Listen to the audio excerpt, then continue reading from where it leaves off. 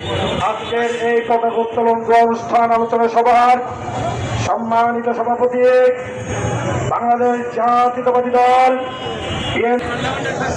আমার বিভিন্ন ইউনিয়ন থেকে আগত বিএনপির কনভেনার কনভেনারগণ, অঙ্গ সংগঠনের প্রেসিডেন্ট সেক্রেটারিগণ, উপস্থিত সম্মানিত বিএনপি সৈনিক ভাইরা, সবার প্রতি সালাম, আসসালামু আলাইকুম।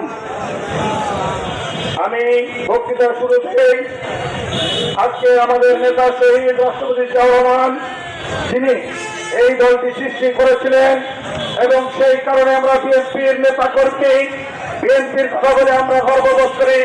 সেই প্রিয় নেতা শহীদ রাষ্ট্রপতি জিয়াউর রহমানের আত্মার মাগফিরাত কামনা করছি। আমি সাথে সাথে আজকের এই উন্মুক্ত জায়গায় উন্মুক্ত ভাবে কথা বলার যে সুযোগ আজকে আমরা পেয়েছি তাদের জন্য সেই ছাত্র সমাজ, তারা তাদের জীবন আত্মাহুতি দিয়ে, জীবনের সবটুকু শেষ করে দিয়ে পৃথিবী থেকে চলে যায়, যারা এই আমাদেরকে আজকে প্রতিষ্ঠিত করেছে, বিএনপিকে আজকে সারসায় উন্মুক্ত জীবন করতে পারছি, তাদের প্রতি গভীর শ্রদ্ধা জানাচ্ছি আজকের এই সভা থেকে। আমি আমার নেত্রী বেগম খালেদা জিয়া যিনি 4.5 বছর কারারুদ্ধ ছিলেন, পঞ্চায়েত প্রচার করে তাকে কারারুদ্ধ রেখেছিলেন, সেই প্রিয় নেত্রী 78-79 বছর বয়সী মহিলা যাহার থেকে তাকাইলে কান্নায় মুখ ভরে যায়, সেই নেত্রী দ্রুত সুস্থতা কামনা করছি।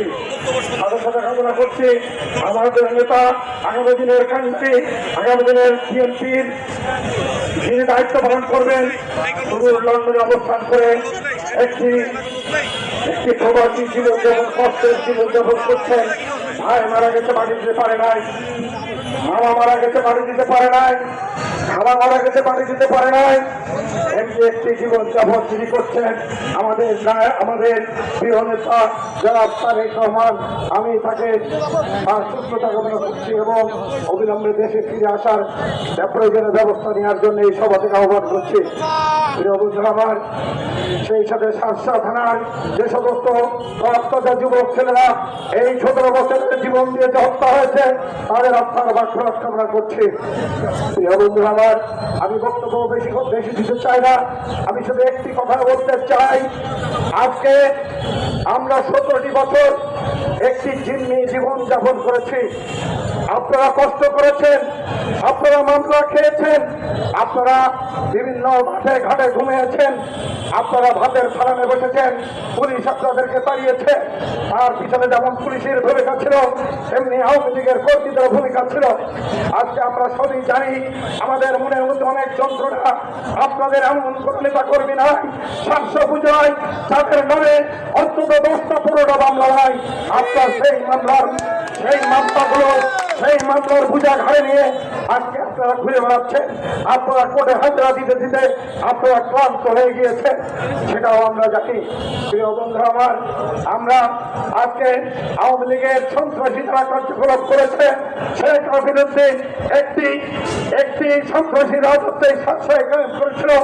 আপনারা জানেন, গোষ্ঠীর সন্ত্রাসী লালন পালন করে সমস্ত জনগণকে জিম্মি করে সমস্ত মানুষের ভোটের অধিকার হরণ করে বারবার এমপি হচ্ছে। আমরা ধিক্কার জানাই। আমার আজকে আমাদের মনে অনেক কষ্ট, অনেক ক্ষোভ আছে। তারপরেও আমি একটি কথা বলতে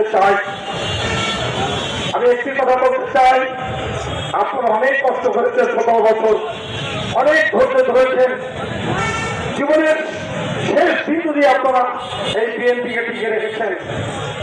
আপনাদের উপরে এত টর্চার হয়েছে, এত অত্যাচার হয়েছে, তারপরে আপনারা কেউ আওয়ামী লীগে যোগদান করেন নাই।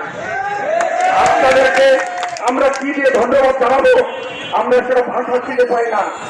আপনারা বাড়িতে ঘুমাতে পারেন নাই, আপনারা পরিবার পরিজনে ঘুমাতে পারেন নাই, সন্তানের এবং বাসার পর মাছ দেখতে পারেন নাই, তারপরেও আপনারা আওয়ামী লীগে যোগদান করেন নাই।